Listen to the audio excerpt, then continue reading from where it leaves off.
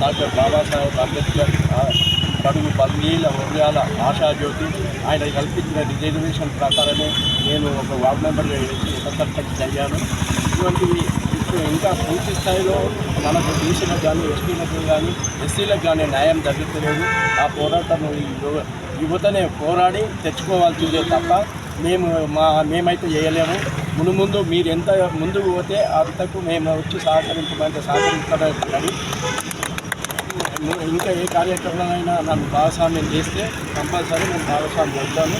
ఇప్పుడు మనకు 80% గడువు బలహీన ఎస్టీ వర్గాలు ఉన్నప్పటికీ మనకు కావాల్సిన స్థాయి 20 కంటే ఎక్కువ వస్తలేదు. 80 నంబరు రెడ్డిసికి వాళ్ళకే పోతుంది తప్ప మనకు రావడం లేదు. ఆ 80 స్థానం కాకుండా 50 స్థానం వల్ల మన బడుగు బలహీన వర్గాలకు వచ్చేలాగా మీరు పోరాడితే మాలాంటి వాళ్ళని మీకు తెలుసుకుని మేము సపోర్ట్